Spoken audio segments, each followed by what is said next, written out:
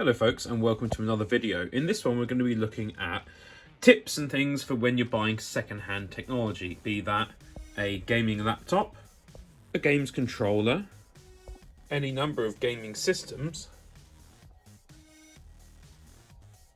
high-end AV equipment, or semi-luxury items that are expensive to purchase in the beginning but may be quite a bit cheaper second-hand.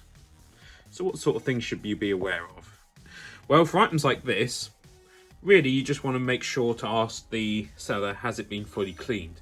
Because as you can see here, I haven't dusted it for a little while, and those vents there can get pretty clogged up.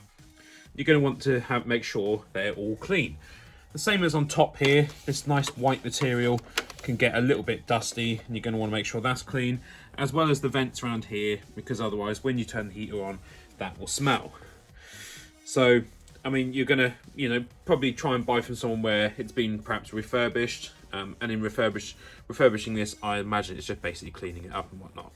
Now, in the case of a gaming laptop or a games console, what you're going to want to ensure is that they've been fully wiped and restored to their factory settings. Obviously, that's simpler on a console than on a computer. On a computer, you're going to want to make sure that the person has actually formatted the system and installed a base copy of Windows onto it, or that they tell you that there is no base copy of Windows and that they've just formatted it and it's up to you to put it on there. But either way, you're going to want to make sure it's clear of other people's previous data. That goes the same if you're purchasing something like an Alexa or an iPad, something along those lines. You're going to want to make sure it's clear. Now, for something as expensive as a gaming laptop, ideally, you're going to want to see that it works. That's going to be more difficult to do on something like eBay, but what you're going to want to do is at least see pictures showing it booting up and showing it running a game, for example. It's not a guarantee that it will work, but you're also going to, again, with this, the same as the Dyson, you're going to want to make sure it's been cleaned. My one's a little bit dusty, but ideally you're going to want to make sure that the fans have been cleaned out, for example, so it doesn't overheat, although these tend to always overheat anyway. So yeah, make sure you've wiped your data, make sure the data has been wiped, try and see it working. Places like CTGF will sell you used hardware, including games consoles of all generations pretty much, and they include 2 years, I think, warranty, which is pretty impressive really. So eBay is a good option, but also CTGF, although you may pay a little bit more, you do get a little bit of peace of mind with that. In terms of buying used games, it's a little bit more difficult. No one's going to open up the cartridge to prove to you that it is a real one. You can ask, but it's unlikely they will.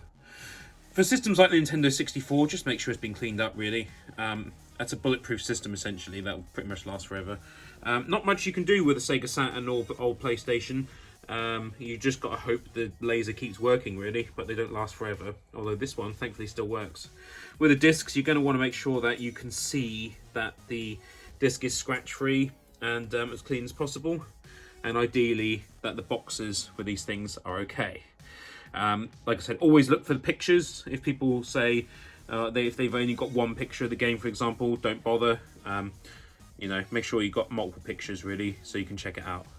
I'd say for large purchases like a big screen TV, if you're buying that second hand, really you want to go and see it in person.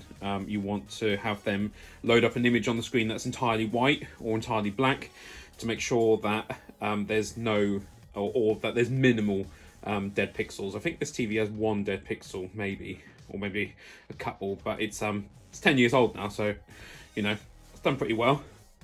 But yeah, you're going to want to go and pick that up in person because the shipping costs will be pretty exorbitant anyway.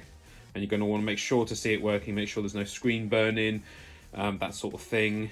And just check that it meets your needs really as well, because you're going to want to make sure that it's got the right type of HDMI. If you want 120 Hertz for your console, for your computer, you need to be on the lookout for that. Make sure it's got enough HDMI support you want. If you're not going to use surround sound, make sure to check that the speakers are of a decent quality. Turn them up a little bit with a bit of music or movie and see that they're actually up to what you need. Talking high-end or mid to high-end AV equipment such as this, which I've done a review on my channel. You're going to want to make sure it's got the right formats for what you need. For example, Dolby Atmos, high-res audio. I don't actually use high-res audio, but if you do, you're going to want to make sure it's got that. This does do Dolby Atmos, so it's got 7.1. It's got Bluetooth on it, Wi-Fi, all that good stuff. You're going to want to make sure it's got everything you need and that it has enough HDMI ports. Also, for example, this one outputs 4K. So if you had an older one, they might not output 4K. So they might meet your sound needs, but not your visual needs. So it's worth making sure you've got all of the right connections on there. And if you're buying one of these secondhand, just maybe ask if you can just plug it into a TV and just test out all the HDMI ports, really, because they have been known to fail on other models. Not so much Sony ones, but Onkyo have a bit of an issue with their, or at least they did have an issue with their HDMI ports. Things like the Nintendo Switch, not a great amount to check on that, really.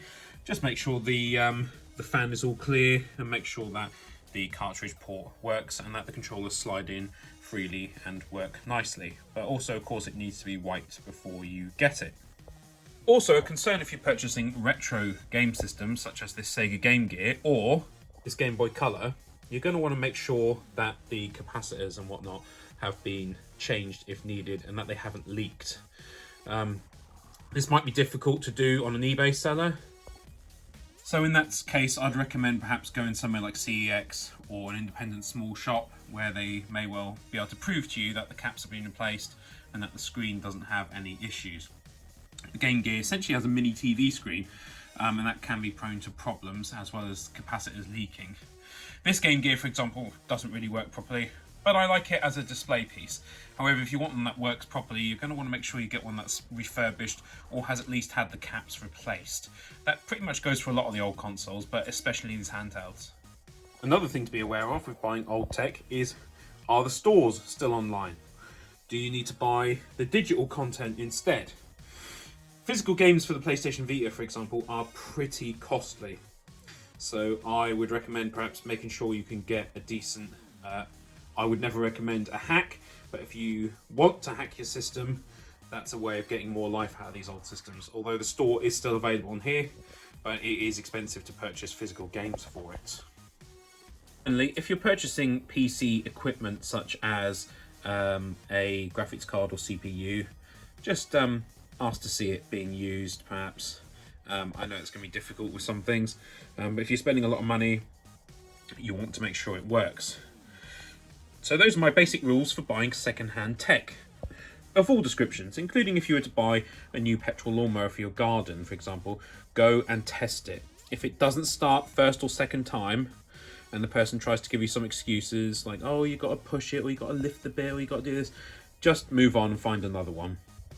Okay, you're going to want to look for signs of wear and tear. If there's excessive wear and tear, that indicates the item hasn't been used carefully and with love. You're going to want to move on there as well. Like I said, ensure that all devices you purchase have been wiped and that they include a new install of Windows, or at the very least that they tell you there isn't an install of Windows and you need to do it yourself. Like I said, this goes for all electronics purchased, modern electronics. You need to make sure they are clear of people's data. And like I said, make sure everything's clean. See that it's been looked after. If someone's trying to sell you something that's in a really poor condition, that says that perhaps it hasn't actually been looked after and that perhaps you should look elsewhere. So I hope you find this video useful. If you do, please remember to hit that like button, leave me a comment, subscribe to my channel, share this video on your socials, and check out my Patreon as well. I want to thank you very much for watching this video, and I'll see you in the next one. Have a great day.